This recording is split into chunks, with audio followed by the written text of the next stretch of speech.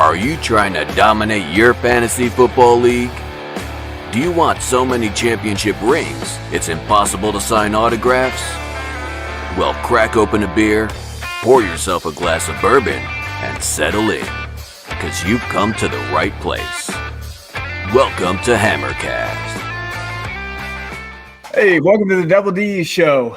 Today, we have a Dynasty Outlook, basically a new Dynasty Outlook that we're doing, and we have a 49ers expert on today. Now, 49ers, I hate them because I'm a Cowboy fan, and we cannot, in the 90s, 80s, and 90s, it was a tough run, but, I have respect for them. I live here in California, so I brought on my friend Mason, and he's going to talk about kind of 49ers, so I'm going to give him a chance to tell you where you can follow him, where you can find him, his work and what he does, and just his expertise. So thanks for coming on, Mason.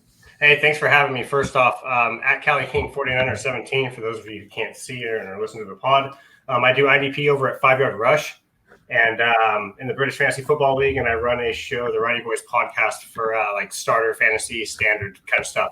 So I kind of just dipped my toes into it last year, got canned heat, and just ran off with it, man. So I'm just a true fan, and I'm super blessed and happy to be here. So thank you again. Yeah, man, I'm glad you're on. I mean, I need a Niner guy. I know a lot about the Niners because before I pirated my my Red Zone channel, I used to have to watch the Niners all the time. So I do know I have family members that are Niner fans. So we're gonna dive right into it. And one of the things I really want to look at is when we're talking about the Niners season. We're going to look at it from two perspectives, dynasty-wise, but also kind of what your feelings are. So first things first, obviously it didn't go the way you thought. You guys came within one quarter of a Super Bowl a couple of years ago, last year basically, and then you went to 6-10 this year. Just your thoughts as a whole.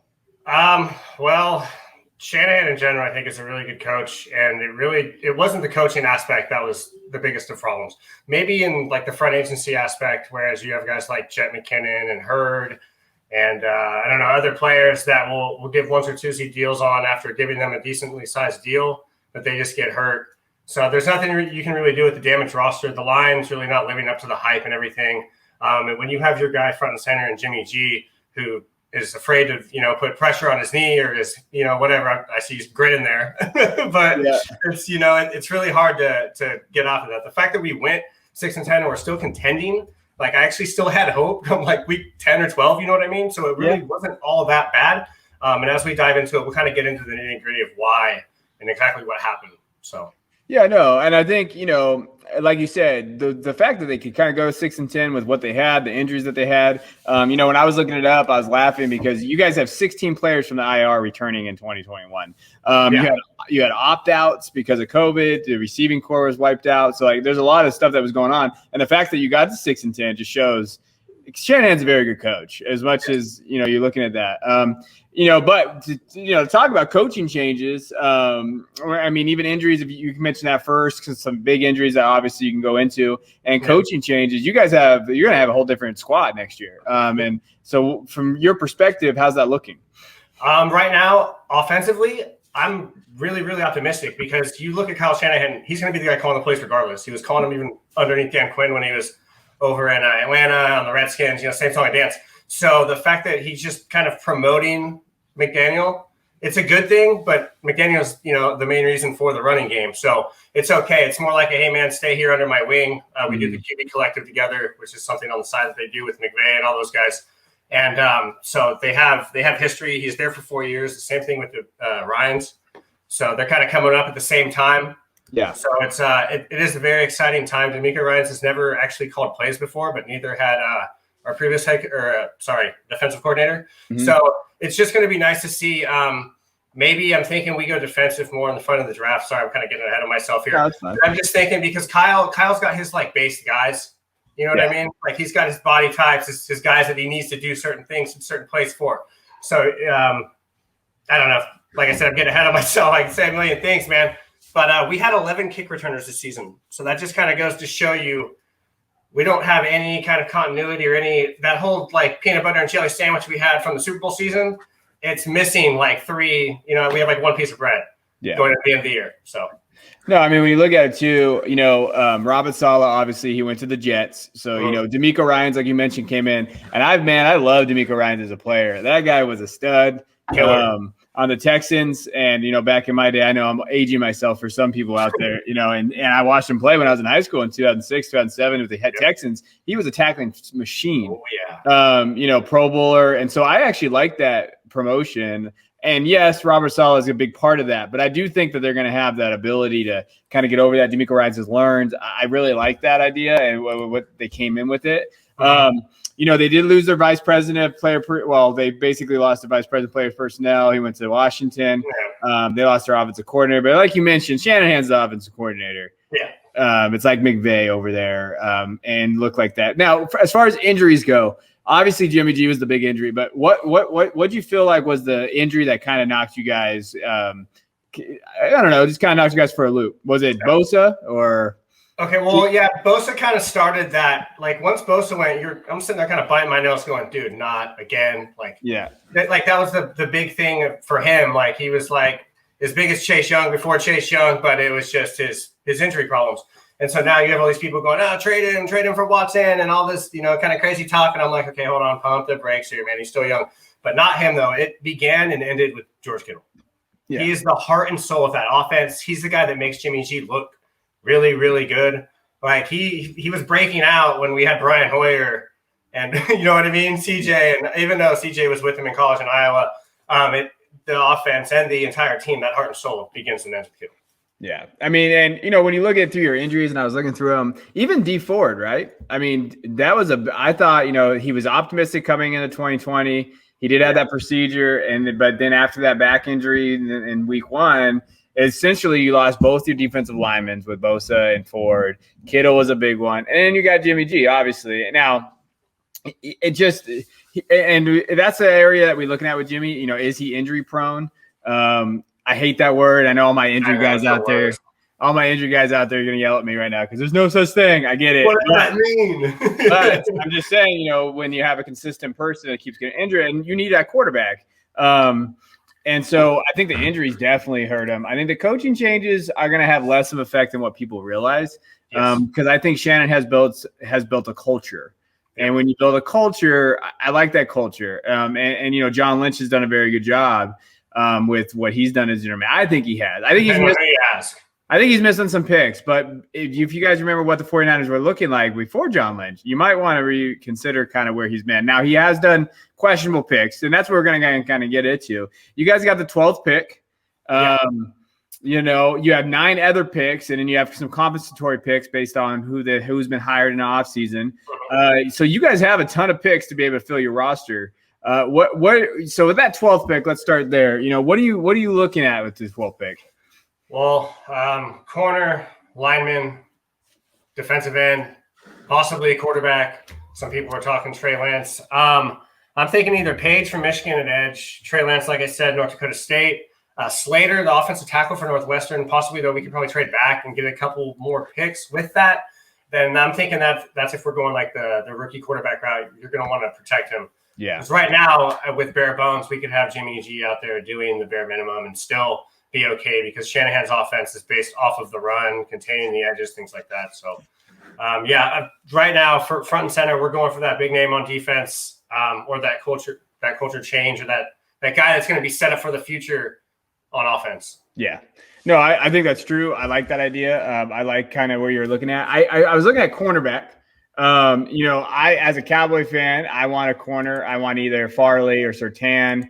Slater, I like those guys. I think you're in the running for that. I really just think it's depending on the direction that you guys go. Did you think what do you think about the whole quarterback thing? What do you think about Wilson or Lance? Where's your mindset on those guys? Okay, if Wilson falls, 110% you jump on him. And I'm not even saying like falling to like 12. If he falls to like 6 or 7, I forget where the Panthers are exactly, but if he gets past, they're at 8. Yeah. Okay, yeah, so exactly, 6 or 7. If you got to trade up to do that, that's a lot better than trading the King's ransom at number 2 to go pick him up.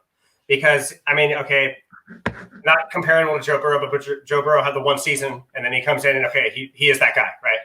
Well, I don't know if Wilson is actually that guy.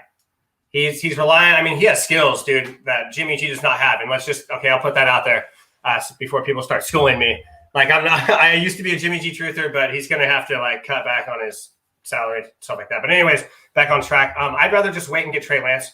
Honestly, if that's the route that we're going to do, get a guy I mean, because we already have the screen guys. We have Deebo Samuel, who's coming back, who a lot of people forget about.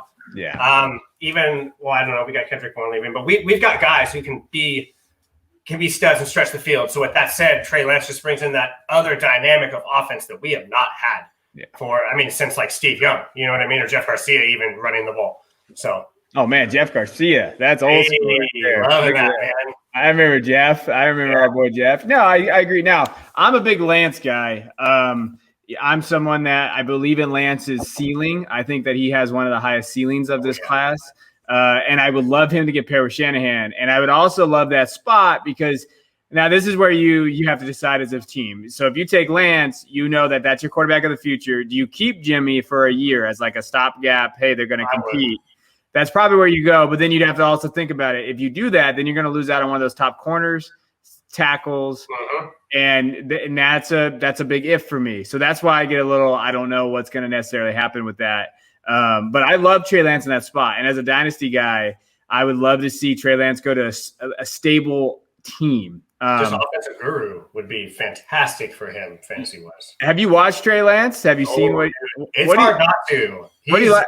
What do you like about Trey Lance? Because everybody knows what I like about Trey Lance. But what do you like about Trey Lance? He's electric. He can sell the fake. He does that read pass option. He needs to be polished a little bit, I think, on some of his play fakes and stuff. But just the fact that he is so, I keep saying dynamic, he's got that double edge, man, and there's nothing negative about that sword. Like he can heal it, he can run it, he can do whatever. And he has just enough to where he makes the linebackers and safeties kind of freeze for a second to like, all right, what are you going to do?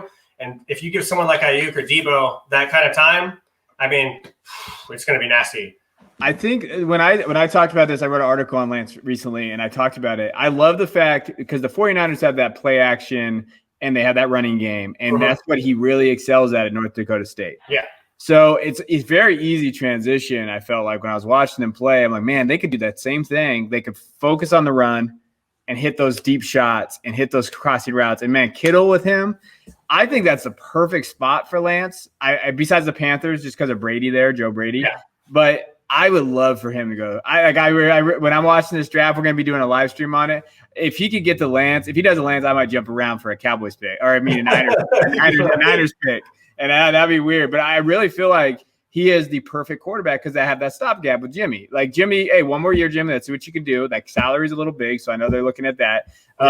I would love Trey Lance. Are there any other guys out there, like maybe after the first round, that you kind of have an eye on?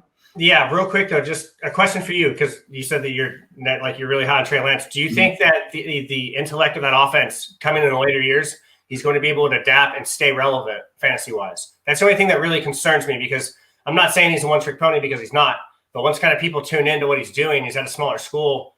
The guy that came before him, like what is Carson Wentz? Thank you. Yes. Like he's not horrible or anything, but at a fantasy aspect, he turns the ball over, he does stuff, and it may not because it's taking time for him to adjust to that level. You know what I mean? Okay, so I would say the playing competition that he's played against definitely is I wouldn't say a red flag, but it's definitely something to look at. It's something there. You know, in all of his games that he's played in his basically 1 year and then one showcase, he only threw one interception, and that was in the showcase game. Now, he did have wide open receivers. Yeah, again, he did have all that. The thing I love about him is that I think that he is only going to get better with better coaching. So at North Dakota State, yeah, they're okay coaches. But if you put him in the right system and if you put him around Shanahan, who knows how to kind of limit his expectations and his mistakes, that is, to me, the perfect offensive system. Now, Wilson would just be, Wilson from BYU.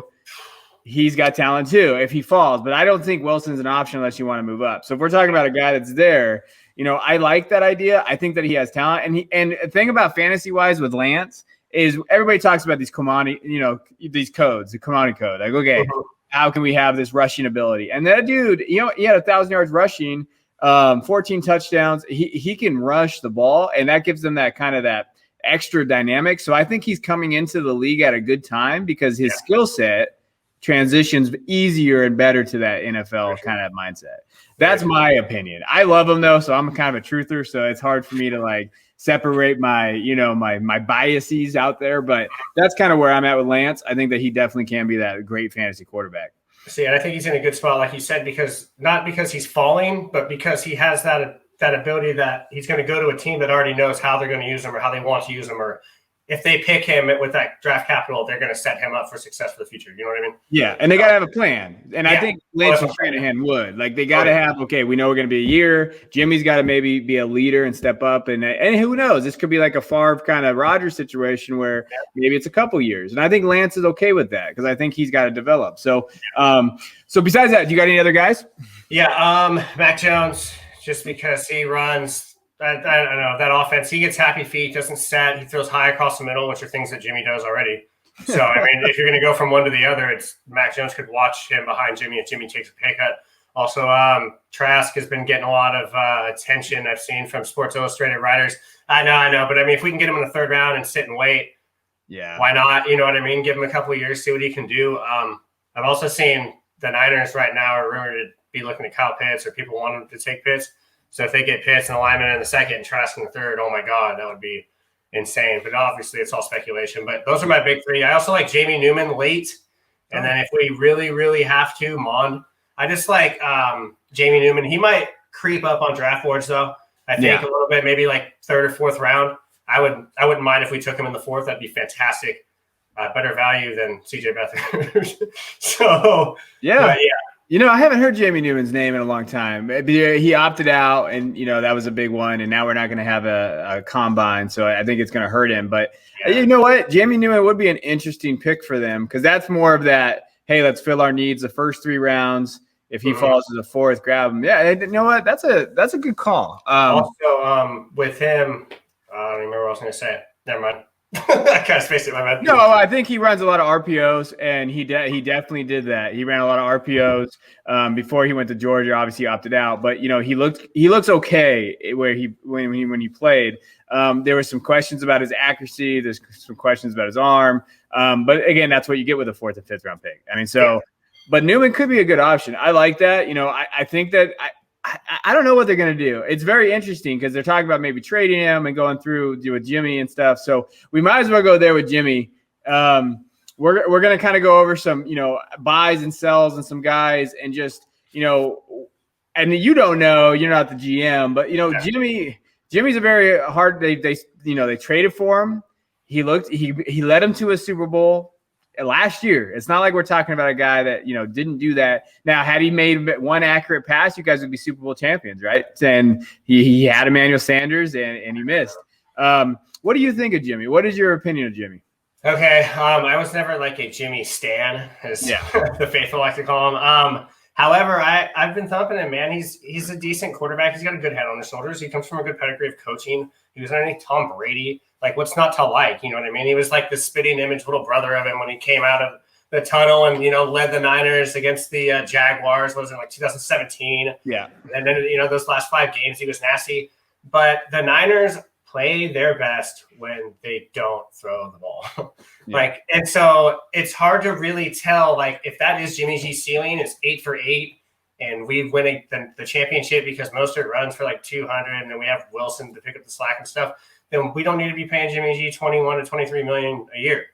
You need to cut it down and see if you can get a younger guy and do that. So for his level of play, no, I don't like him at all.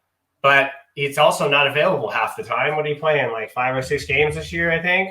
He ended up being the quarterback 39. Yeah. Which, I mean, it's whatever. He's hurt. But at the same time, you're not putting Jimmy G in unless you have to stream someone. At least for me. I mean, if you're in a super flex league, then yeah, sure, smash him. Put him in the SF spot. But you could have started Montgomery even if he was healthy, and he would still probably score more points than Jimmy G. Yeah. So it's as far from a fantasy standpoint, I'm out on him. He's only 29 though. So we've seen guys find success later in their career. So maybe he just needs a change of scenery.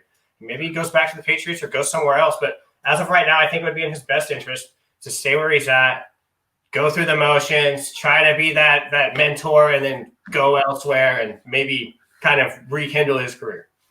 Yeah, no, I understand what you're saying. You know, it's just that contract, man. Every time I talk about Jimmy, I'm just looking at that contract like, whew, that's a lot of money. 2 years ago, I think it was set up on a basis to where we would be able to restructure and show. But like you're saying, anyone that has that much percentage of cap space you're not doing anything for your team. So, like, the only interesting thing for me, and this is why I talk about with Jimmy, and I look at his contract, and even looking at it right now, you know, his cap hit next year is $26 million. But if they cut him pre-June is 2.8 dead money. That's it. That's nothing. That's nothing to these teams. Yeah. And so like that's where I get to that conversation. Like maybe they trade him and then there's a restructuring. Maybe they release him and just say, hey, we're going to move on. Because that 26 million cap hit, that's a big hit. Especially with, and people don't realize like the COVID salary and the salary cap is changing, and revenues, it's going to go down a little bit. And so I think that is part of it that we have to talk about. I mean, overall, even Jimmy's 1 year where he's basically only played 1 year, guys. So in 2019 is really the only year that he's either finished the season, been healthy all year. And he had 27 touchdowns, 13 interceptions, 69% completion percentage. So let's not act like Jimmy G was a top 10 quarterback. But he's also not slinging the ball 620 times a year. It's 478, I think, is what it was in 2019. I'm sorry. So yeah, no, that's true. No, you're right. I mean, there is not, he's not Dak Prescott back there throwing 45 passes a game.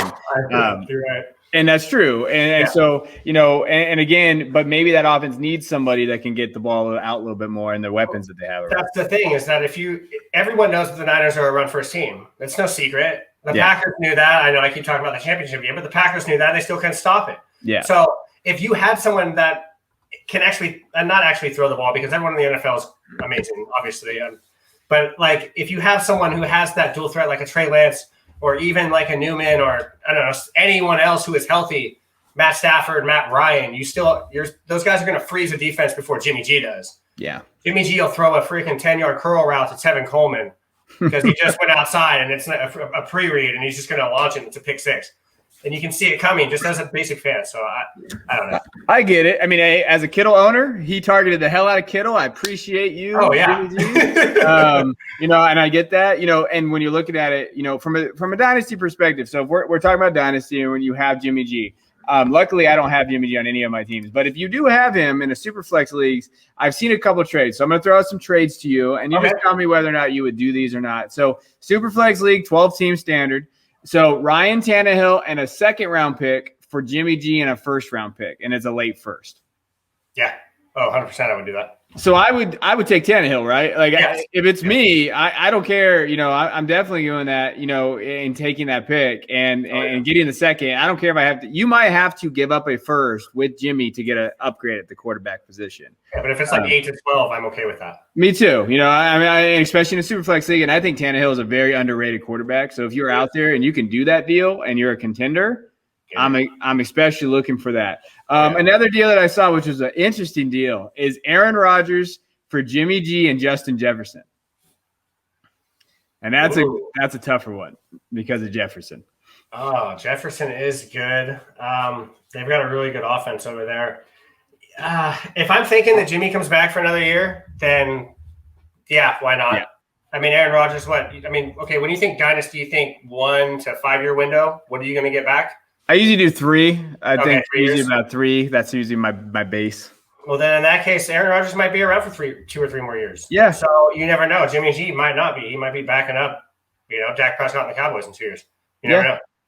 Yeah, no, and I agree. That deal is all dependent on what Jimmy G does. So really, as if you're playing dynasty right now with Jimmy, I would probably, I don't know if he's a holder or sell. He's a weird tweener. I would hold him just because you're not going to get much for him. Unless someone blows me away with a deal. Yeah. Unless there's a Niner fan in there and, you can package him and Kittle together for something insane, then maybe. But I have a couple shares of him myself and I'm just going to hold him and see what happens. Yeah, no, I mean, I think that's what you got to do, right? And then if he does get traded, then you're okay. But I think the reason why, I know we're talking about Jimmy, but that's pretty much the big part about this is the thing about the NFL, and we did a reaction to Phillip Rivers retiring a couple of nights ago on our live stream, and we talked about it. There's so many quarterbacks that this league is going to need. I mean, there might be 9 or 10 teams that need a quarterback. Mm-hmm. So the fact that Jimmy could be traded and you could draft a quarterback, that gives the 49ers some power here and some value, even with that contract. Because to be honest, Jimmy G is better than Cam Newton. Jimmy G is better than Ryan Fitzpatrick, maybe. I don't know. It kind of depends on what you think there. I think he is. So Jimmy has some value, right? So I think if they does get traded, then you have to decide as an owner, okay, is this the guy I move now? Because I would. I'd be okay. No, 100%. You'd have to. Let me move him so I can get somebody that thinks that, yeah. And so that's kind of my perspective. As far as their backups go, they are who they are. I'm sure you're going to upgrade it. Yeah, I mean, if you're in a taxi league or if you can hold Rosen, then hold him. I don't want to hear that. You never know. I traded a 2020 first for Rosen when he got traded to Miami, and that pick turned into J.K. Dobbins. So now every time I hear Rosen, all I think about is my idiot self trading that pick, and just because I believed in Rosen. Rosen was my guy, but hey, it happens, man. My claim to fame was I didn't think Patrick Mahomes was going to be a good quarterback. My friends to this day just hammer me for it, dude. Hey, we've all had those, right? We're all out there. And then again, their offense is in a weird spot. So the running back positions, when we go into the running back now, I think with Jimmy, we'll wait. We'll see how that goes. Running back wise for fantasy and just for, their purposes, Mostert, Wilson, McKinnon just said on Instagram Live the other day he's not coming back. F those guys. So apparently McKinnon's gone. I mean, what they do, give you 8 chances? Like, I'd be real mad too, man. Sorry. McKinnon killing me. Coleman, I don't know what happened to him. Obviously Mostert is probably my favorite from that group, but he can't stay. Again, the health thing, he's been really inconsistent from that perspective. What do you think about that group? Let's start there. What do you think about that group? Okay, well, I think that I don't know. Any running back that the Niners play, you have to at least take a look at. All right, so I'm gonna lead off in the most crazy way possible. Slavon Ahmed. Yeah. Niners drafted him, undrafted free agent. And he was on the roster, and then we let him go, and he goes to Miami and does what he does. I mean, not like, holy crap, he's insane, but that's just a guy that Shanahan was looking at. Hasty gets injured with the collarbone. He was actually playing somewhat decent. But with the Niners, it's a timeshare. Mostert, on most games, I'm looking 48, 49% of snaps, 59% of snaps, and that's when he's healthy. The other guy would be Tevin Coleman. So if we can get an upgrade from Tevin Coleman or even Jeff Wilson, who was playing lights out, I don't know how many games he had over 20 points, man. It was a couple of them. He was he ended up being the running back 32 on the year. Yeah. So there's value there, but in this offense, you just never know. It's a plug and play. It's whatever wind blows. Shanahan's like, all right, this guy today, man, you're cool. Get in. Well, it's a frustrating thing. I compare it to my buddies were talking to me about this when we were having these guys. It's like when the Patriots used to have these 3 or 4 running backs all the time. And you're like, wait, who just went off? Like, who is that? And you're like, wait a minute, and so and Jeff Wilson did have some games. He had a 21-point game. He had a 32-point game. Then he got hurt, but then he came back and finished with a 12, 27, and 23-point game. And he probably won some people some championships in that week 16 where he had 27 points. When you're looking at this, and he's only 25. Yeah. So when you're looking at Jeffrey Wilson, I like Jeffrey Wilson as a sneaky kind of grab. I really do. I don't know about Mostert. I think they like him. Well, they love him, and he's so underpaid. It's ridiculous for the amount of stuff that he does. I mean, like I said, it's because of based on his timeshare at running back and then his availability. But I'm not saying he's Terrell Davis, but the way they use him kind of reminds me, like you were saying, like those old school kind of multiple running back sets. Even back in Washington, they do the same kind of thing. And as this offense gets more evolved, you start to see more pieces moving around and more guys doing things. Like Ayuk is going to be used in a way that people maybe have not seen before from that kind of guy. Jalen Hurd is a guy coming back too that plays running back / wide receiver / tight end / whatever you want him to play too. Yeah. So like you were saying, it's just you roll the dice and see what happens, man. But any of these guys could pop fire at any time, I think. Yeah, I mean, and Wilson signed that 1-year kind of tenure deal. He's he's a restricted free agent. So they probably will bring him back. I would hope they would. They're going to probably bring – I think McKinnon's gone. I don't know if Tevin Coleman's coming back. I don't think he should, honestly. I think he's gone too. Yeah. So, I think Jeffrey Wilson, for those of you listening, those of you watching, I think he's a sneaky play to kind of grab. I think 100%. Because I would love for ETN to go there. So Clemson running back, Travis Etienne, I think he fits that zone scheme. He fits Shannon's office. I just don't know if he will go there. I think the draft capital, if he's going to fall in that second round, maybe he's there and maybe they take a shot on him. They have a lot of needs, like we mentioned, but I would love for ETN to go there. If ETN goes there, that's a possibility. He's a late round guy, so why not? Yeah, I even said before he opted out this year, and I know I have some Debbie guys that I like, and they tell me I'm crazy. I love Davian Hawkins from Louisville. He's 5'9", 196. He's fast. He has speed. I always thought that if he went to a team like the Niners in that scheme, that would be a great grab to grab, Javian, because, he's just – the dude's fast as hell, and just thinking about what Shanahan can do. And I almost feel like if they do draft a running back, that's the guy you got to go try to grab, to be honest, because like you talked about, they're running back you of the NFL. They just produce. I mean, and Javian, he had 1,500 yards last year in 2019 and 9 touchdowns. He's receiving. He doesn't really receive very much. That was the kind of concern, but they don't. You watch Niners more than I do, but receiving wise, they don't really with the running backs. It depends. You do and you don't, but if you have a guy like Puka Williams late, or like you were saying, if he has the hands, Shanahan will find a way to use him, man. Yeah. No, I like Puka. Everybody forgets about our guy Puka. I'm a late round guy. Even when I do my IDP, I do streamer. So it's I'm always trying to find those diamonds in the dirt, man. Puka's an interesting one. I like Puka. He's had his problems, but. I really do like him. Another guy too. My guy, Debbie Deep Dive guy, and I love Brandon a lot. I had him on with the Eagle show. He loves, Larry Roundtree from Missouri, and he's one of those late round kind of guys too. And so if the Niners think about drafting somebody, I think that could be a way for them to kind of get in there and get one. I think they draft somebody. I don't think they bring anybody in free agency. I just don't see it. I think they bring back, obviously, Wilson. They bring back Mostert, and then they maybe get somebody in there. But I would love those late-round running backs. And you know what? To be honest, if any of those guys get drafted there, they're going to move up a little bit for me just because of the scheme, right? Mm-hmm. And that's just kind of where I'm at. So right now I think they have 6 running backs on the roster to include Juice.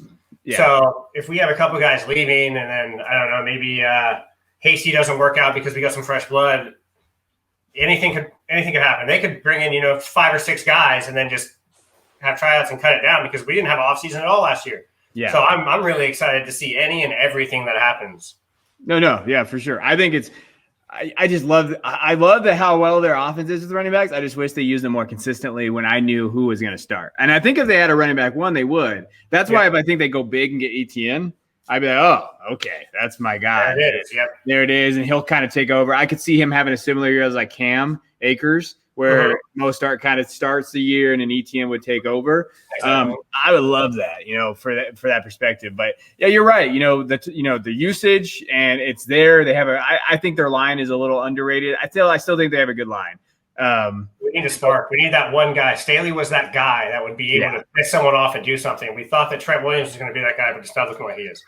That was a pardon there. All right, let's talk about wide receiver. I love wide receivers in this class, or especially in this class, but also with the Niners. I love Ayuk. I had Ayuk everywhere because everybody let me get him in the second round. So I appreciate all my league mates. Yeah, wipe that one off, man. I appreciate all my league mates for that. Debo, he was definitely hurt. I just want to talk about, first of all, who do you think is a better fantasy option, Ayuk or Debo? Because this is a tough call. I was going to say it's just like the running backs, man. Shanahan has his guys in his week, and that's the charm of this offense is that everyone's like, we need a true number one. We need a true number one. Dude, Kittle's he's the true number one. And it doesn't matter. Like, the fact is that he pulls, like, both safeties are looking at him, so then you have the other guys streaking and doing stuff. The only problem, I would go with Debo. If they're both fully healthy, and that's just because across the middle, Ayuk kind of gets some stone hands a little bit. He's still young. But those tightly closed catches, he'll get them. But if he's, like, open across the middle, it's off his hands. You got to throw it to, like, Kendrick Bourne or someone on the outside. So as of right now, where they're at Debo, going forward, I'm more excited about Ayuk, but probably just because I saw more of him. Yeah, no, I think Ayuk plays a role that, I think he could be, people laugh at me. I think he could be a wide receiver one. To be honest with you, Ayuk can be that guy. And Debo is that. I feel like Debo can be that specialist. And they use him on those end arounds, and they use him a lot of different. I think, like you said, each one of those guys is going to have a different weeks, right? So, like, it just kind of depends. I think they're both buys. To be honest with you, I would try to go out and get him. I bring up Ayuk because, he's probably worth a first-round pick right now. If you're going to go try to buy him, you probably got to include him in some package or grab a first-round pick. I saw a very interesting deal for Ayuk. So it was Ayuk in a second for Michael Thomas. I'm smashing that. Would you grab Ayuk?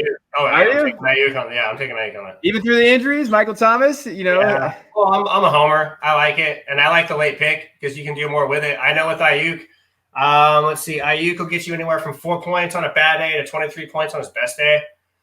If Michael Thomas doesn't get me more than 15, I'm going to freak out. So I'd rather go with Ayuk, knowing what I have, and then, I don't know, maybe mix it up in my flex or do something else. Okay. Yeah, no, I mean, I still think Michael Thomas could be – Michael Thomas for me is kind of a semi-buy. But, again, we're talking Dynasty. Yeah. Ayuk, 22. He did finish – he had multiple games, 6 games with 20 or more points in PPR formats. We only really talk about PPR at this podcast. If you're playing non-PPR – if you're not playing PPR, I don't know what to do with you. If you're still playing standard and using kickers – listen, guys. Okay, we got to get you upgraded here. We got to get you into. I love Yoko, man. I love some kickers. You guys are killing me. With Ayuk, I think he is that. Debo, on the other hand, is another guy that I think is going to benefit well. Now, the only thing about their value right now is I'd be very careful because I think they are going to try to bring somebody in. I think that they are going to be looking. I think they might bring a free agent in. What do you think about that? I don't know. I think that the whole free agency process has really left a bad taste in the Niners' mouth. If you really think about it, man, with guys, D Ford or even the Jet just getting injured in and out, like, why even do it unless it's going to be a prove it deal like with Richard Sherman? That's one thing that really bugs me is they take a guy like Sherman who it definitely is going to change the culture and really, really help. And they're like, all right, man, you need to prove yourself because you're injury prone, right? But everyone else, they're like, no, man, here, steal the bag, take it, I don't care. Oh, you went to college with me, Solomon Thomas? Come on, man, come on board. Yeah. So it's just wild to me. But, they could, but I don't see them getting a guy like Galladay or anything like that or paying up. I think their best bet would just be to stay with the scheme, keep it simple, get a young quarterback, and then get a young guy that can grow with them. Okay. Now, I saw this, so I want to see your opinion on this. I saw somebody say that they should try to go get Curtis Samuel. Ooh, gadget Panthers. Yeah. Ooh, I like that. He fits the mold, doesn't he? He can do anything that Debo and Ayuk can probably do, and he can stretch the field. He can grab the screen. He can do the end around. So, that'd be great for the right price, 100%. And I think that, and to me, I think he's one of that mid-range guys. So Curtis Samuel to me is one of those guys that they can grab. They can use him in Shanahan's office. They don't have to spend they're not in that 15 or 20 million range. I think they can probably 10, 11 kind of maneuver in there. And I think they're going to move on from my guy, Kendrick Bourne. I think I agree. He's been frustrated. He drops the balls a lot. I have him in one of my 16-team leagues, so I have him, and I have to start him sometimes. And it's really because he's open, but he just doesn't produce. That's what we call him. He's just a void on your roster, man. He looks really, really good. His workout videos are amazing, and he's good. It's just there's not enough ball to go around. There's not enough reads going down. The line isn't set up enough to have that kind of time for Jimmy or Beathard or Mullins, whoever undrafted free agent you have next year, whatever, to throw the ball. And I love Curtis Samuel. He just went. I think I'm trying to buy Curtis Samuel now. 100%. If he went to the Niners, I think his value would even go higher. A lot of teams that he would go to, even I think, if they have a decent quarterback, he's just a weapon. Yeah, he went straight up for Evan Ingram in a non-tight end premium league. I think that's a hell of a deal. Because of the upside, right? And then the tight end position's a mess. We'll talk about that. But, I like Curtis Samuel. Some other free agents I've kind of seen. I saw someone say A.J. Green. Man, if you're spending money on A.J. Green at this point, I don't know. I don't see that. There's a couple of sneaky guys. Maybe John Ross. Everybody still has high hopes for our boy John Ross, but I don't know. I don't necessarily see it. I saw Will Fuller. Maybe. But for me, I think Curtis Samuel is that guy that they kind of get in there. Or they could draft a wide receiver. I don't think they would, but do you have any receivers that you think that maybe they could grab? Maybe there might be a possibility. Sorry, I keep going to late round guys, but dude, it's just in my nature. Jalen Darden out of North Texas. Okay. We need a punt returner. We need someone to solidify. He's real shifty. He's a smaller guy. We can do a bunch of stuff with him. He's one of those guys that's super smart, and he can just be plugged and played, and he knows what it's like to just be a singular guy in that offense. Mm-hmm. So I don't know. I see a lot of upside with him, and we're in a position, I guess, with the wide receivers we have around us where we have that 1 and number 2 guy. At least for me, I would be okay with just getting a late round 3. So I love Jalen Darden. I'm glad you brought him up. I know I have a couple of friends of mine that are Debbie guys. Felix Sharp and a couple other guys. They absolutely love this kid. He scored 19 touchdowns. Dude. Last year. I used to be a Mason Fine truther the year before last. And so after every game, when I was first starting, I would message him on Instagram and be like, dude, you had a really good game. And he would actually write me back. And so we had some conversations and stuff. So I am like beyond stoked to see how his career plays out. Yeah, no, I mean, I think he's gosh, he would be a very good fit. I'm glad you brought him up. He would be a good fit. I really feel like they need that Curtis Samuel, Jalen Darden guy. 100%. Yeah, we need a gadget guy. We have guys that can do it, but Debo and Ayuk are too big. Like we need them to go and stretch and pull guys so we can have those gadget players come underneath and do crazy things. No, I would love that. And that's a big upgrade from Bourne and a big upgrade from, the receivers that they had there. And again, what is your, I guess when we're talking about receivers that got hurt, Hurd is there. Everybody has always thought that he's going to be the guy. I just don't think I think it's done. I think I don't want to say his career's done, but I just don't know if his 9 or 2 years done or not. I will say that we'll give him the offseason. We'll give him until week 3 or 4 of the preseason, or whichever, how many games we have in the preseason. Yeah. We'll give him time just because he's one of those guys that the fans really want to see succeed. But I have more faith in a guy like Juwan Jennings. Okay. At Tennessee. He's a trick play master. He's really tall. He's had a year on the practice squad, in and out of Shanahan's system. So some of those guys like that, even Richie James, maybe. I'm not saying he's going to be that guy. But that game, I did start him, dude. I had to in a super flex, and it actually ended up working out for me. I think he got me like 30-something points, just a streaming option. But, yeah, Kendrick Bourne is definitely – I'm not – What about our boy Trent Taylor? Everybody always talks about him every year. Pick up Trent Taylor. I think he's not good. Don't draft Trent Taylor. He's a gym rat, and I really had high hopes for him. And we brought in a bunch of coaches to help him out, and it didn't really pan out, man. We even got Chris Fink out of Notre Dame, who is the same kind of player, to go and like kind of help boost and bump him, and we've given him the opportunities. It's just it hasn't really panned out for him. I mean, to me, all the receivers are buys that we talked about, like, Ayuk and Debo, go grab them if you can get them. Now, it's hard to get them. Now, if I had to pick one guy to buy higher on, it'd be Ayuk. To me, I'd be willing to overpay a little bit. Not like crazy, but that's a guy that I think has a more potential that can be a big play guy. Well, Debo's a guy that someone could just be super sick of him. You know what I mean? Just like, dude, I had this guy, but I need to get something out of him. So if you can get him in a package deal, like one of those first-round picks trades you were talking about earlier, just kind of sneak him in there. People maybe just be like, all right, yeah, I guess I could stand to lose him. Yeah, so no, that's a very good call.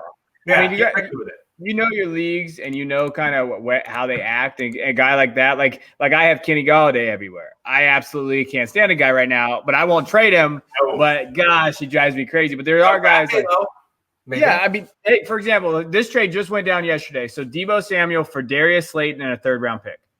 Give me Debo all day. Like that's the kind of deal. That's the kind of deal we're talking about here. I mean, even Debo and a 3rd for Kirk and Rieger. I still would rather have Debo. I still think he gives you value over Kirk and Rieger. You might not. You don't have to agree with me. You'd have to start both those guys to get what Debo would give you on a good day. So I would take Debo. Yeah, I mean, and that just depends on what you think of Rieger. But, for me, Debo is that guy. I think he still has that potential. I don't do the whole injury thing. But hey, he was a dog. He came back with that injury, and he tried. And so that's the effort, and I think that's there. So for me, those are my guys. I'm going to go try to get those guys. I mean, Debo straight up for Adam Thielen. Give me Debo in a dynasty format if I'm rebuilding. Thielen, maybe one more year probably. Yeah. Perspective-wise, hey, can I get these guys? But those are my guys there. All right, well, tight end, it's my guy Kittle. We've kind of already talked about this. Kittle's that guy. He's that dude. So I love him. Is he a top 3 dynasty tight end to you?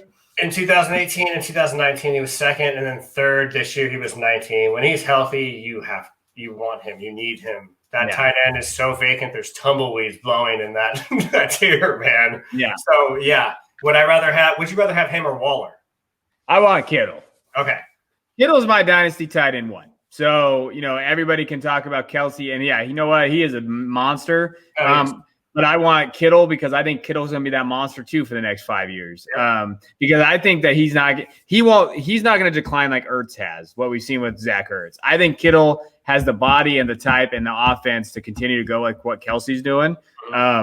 Waller, I don't know what it is about Waller to me because I just get nervous about that offense and just who he is as a player. I don't know. I don't. What do you think about Waller? I think once Carr's gone, I'm not saying he's going to be horrible, but he's going to steadily decline. He's not going to get 100 passes every season. You know what I mean? Yeah. I think it's just one of those guys that happened to fit the mold during their transitional period where Gruden's trying to find a way to get rid of Carr, and he just can't seem to really do it. But, I mean, if you're a Waller owner, you probably got him on the cheap, or you've had him for a while on the cheap, so it's great for you. But when it comes down to trading, if you're going to trade for Waller or trade for Kittle, you're putting up way more for Kittle. But I also think that you're going to give up more for Kelsey than you would for Kittle. Do you think that's true? I don't know in Dynasty because people are ageist. So, when they get into that I'll look it up as we talk about it. But one thing I will say is Waller, Waller had 145 targets last year. That is hard to say that that's going to happen again. 100%. To me, that's just that's a long hey, is that gonna move on again? As far as capital goes in terms of what they're looking at, so Waller right now. So again, when we're talking about Waller, we're looking at 12 teams, kind of what they're looking for. He's going Waller in a first for Saquon. That is insane. I'm hitting Saquon all day, please, dude. If you could get Saquon with that, a lot of the Waller deals I see are basically kind of one-offs. Waller for a second, 2 seconds. Oh man, I think I'd rather have Waller in that sense. No, I would too. Yeah, obviously. Yeah, I think. Well, with this draft and the way that it is, I think you're going to have a lot of developmental picks in the second. This is only my second year coming back for Dynasty, so I don't know too much about it. But those who I've talked to and the guys over at 5 Yard. It's like you're saying that 3 to 5 year window and stuff. So it's very intricate. But on a guy like Waller, it just concerns me because, like you said, maybe his best is behind him. Yeah. I mean, so when we're looking at Kelsey too, so Kelsey just got traded literally, what is the day? Yeah, yesterday for Henry Ruggs and a first round pick, top 5 pick. Oh, top 5 pick? Top 5 pick. And a super flex. So you're probably looking, a little bit more value. That's an interesting deal. He also went for 2 firsts. So Kelsey's price is still pretty high. Yeah. Kittle, on the other hand, when you're looking at Kittle's, the most recent deal I see for Kittle, Kittle for Amari Cooper, Hunter Henry in 2 seconds. Wow. That's a pretty big price too. Yeah. So when we're looking at it, I still think he's there. Kittle for Joe Burrow and Robert Woods. Ooh, Bobby Trees. I love me some Bobby Trees. Yeah. So when you're looking at these perspectives for prices, I still think Kittle and Kelsey are basically the same. To me, their values are kind of there. But I would rather have Kittle just because I think going forward, he's going to be tight end 1. And I love Hawkinson too. So when we're talking about these kind of tight ends in there, Hawkins has always been kind of one of my guys. Noah Fant, dude. I love me some Noah Fant. If he would stay healthy, he would just be so good in that offense. And he needs a quarterback that doesn't rap on the sidelines and, has his quarterback is pretty bad. I don't know. I don't like Locke, but him and Darnold, I'm not out on yet. Those are my 2 guys who I'm not quitting on yet until after this year. I want to see a whole offseason. Elway's not in charge of that stuff anymore, I don't think. So maybe they'll be able to, they might be looking to do something this year and bring a young guy in to compete.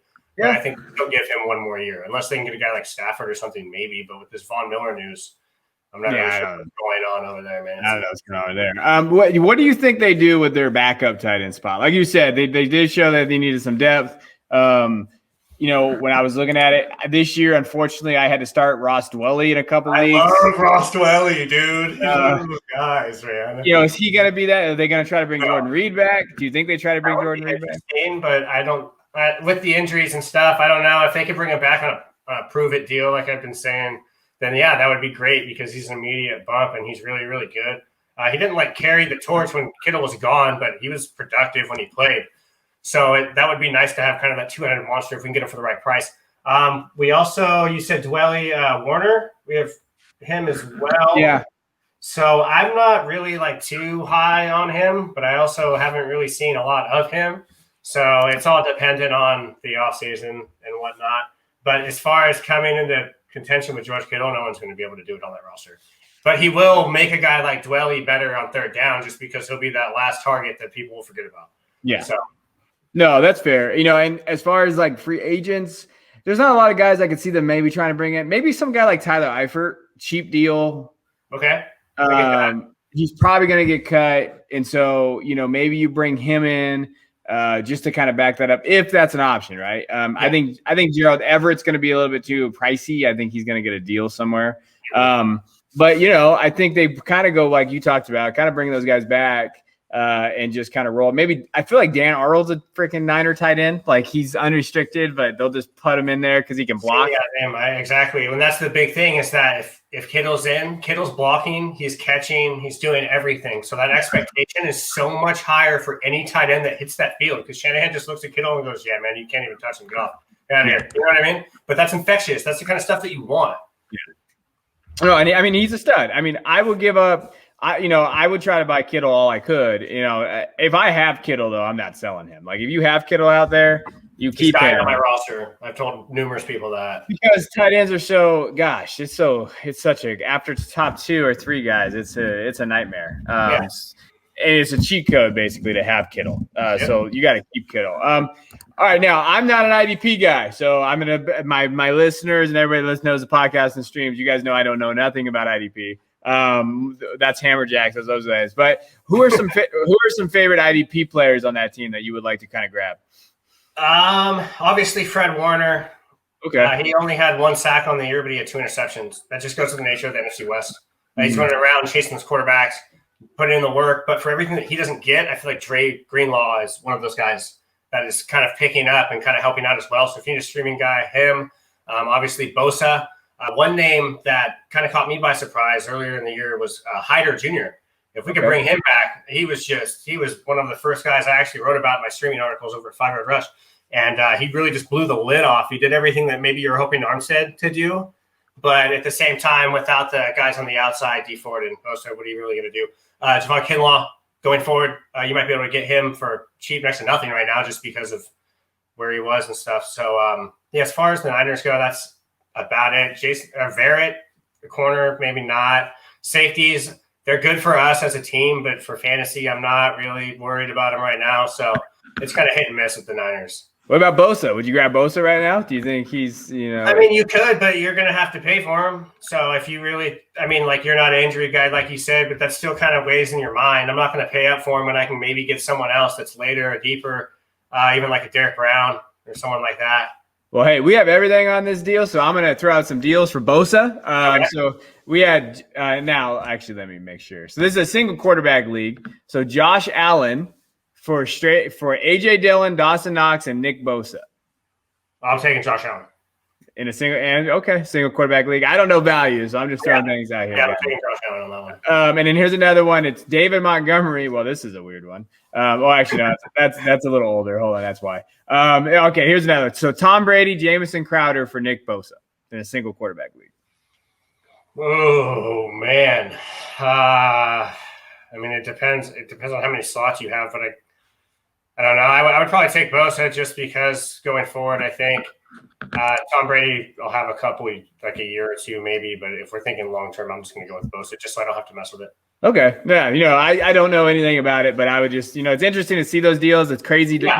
You IDP people, if you play IDP, you are insane.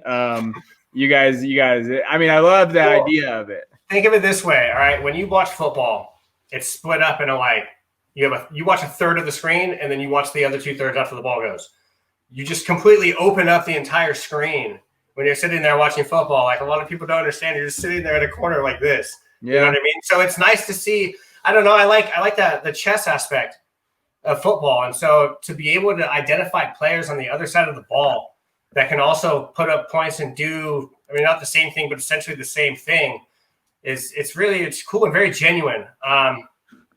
I've been looking at IDP 1, 2, 3 as like a basis for scoring, but there are so many different scoring systems. It's like Mad Max out there, man.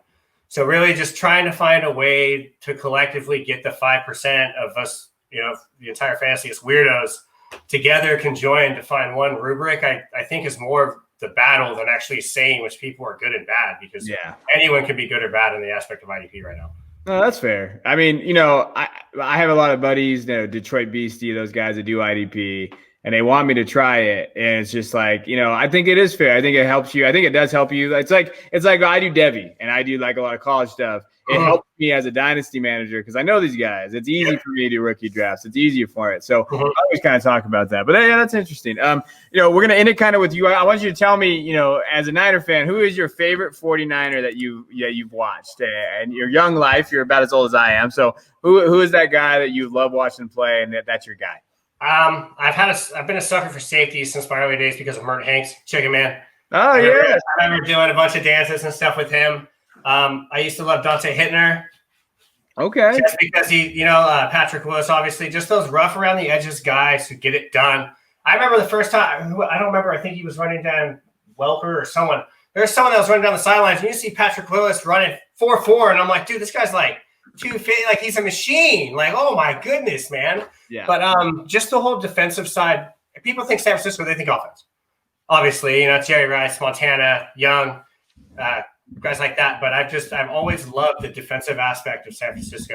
So tenacious, so content, quiet, do your job, get back to the huddle, pick the guy up after you give him a concussion kind of deal, Yeah, no, I mean, hey, Patrick Willis is one of the biggest dudes I've ever watched play football. I went to the Cowboy game, it was a few years ago when they were playing at Old Candlestick, and we won in overtime that game. But I remember watching Patrick Willis. Was that Tony Romo's broken rib game? Yeah, that was the game. We were at that game. Me and my brother were watching it. It was a great game, and I just remember seeing Patrick like that guy is a monster. And he is, and so I like that. I like that call. All right, hey, I appreciate you coming on. Why don't you tell everybody that's listening where they can find you, and obviously your Twitter name, where they can follow you, but where they can find your work and the website and everything like that. Yeah, at Cali King 49er 17 on Twitter. I do IDP over at 5 Yard Rush. That's at 5 Yard Rush. GM of the Gibraltar Macaques for British Fantasy Football League. Right on. And then also I just do some stuff with my brother at T00L for standard and things like that. Also, quick shout out, if you are someone who's looking to kind of do something with your children, boy, girl, whatever, it doesn't matter. I'm actually doing some leagues, very standard, maybe even best balls, trying to get parents interacted with their kids so they have something to do and to make it. Nickelodeon kind of inspired me with that, showing that they had it. It was neat and cool. It caught the kids' attention. So figured why not. So if anyone wants to do something like that, go ahead and hit me up. Oh yeah, that's awesome. I'm trying to get my daughters involved. My oldest daughter has nothing to do with me. But my youngest daughter, I got her saying touchdown, and I got her doing some stuff. So I'm slowly trying to indoctrinate my youngest daughter into football. So yeah, definitely. Hey, everybody else, you can find us at hammercast.com. I just put up a Brevin Jordan piece, one of my favorite tight ends in the draft. I kind of did a deep dive on him. I'm going to be doing a Kenneth Gainwell piece next. So I'll be looking at running backs. You can find the podcast, obviously, download, subscribe. We appreciate you listening and then checking in with us. So thank you, Mason, for coming on. Great stuff as always. Really follow him, check his website out, IDP, Dynasty, everything in there. So I thank you, Mason. Yeah, man. Thank you. 5 Yard Rush. Did you get all that? If not, make sure you head over to hammercast.com, subscribe, and join the Hammer Nation. Until next time, keep grinding.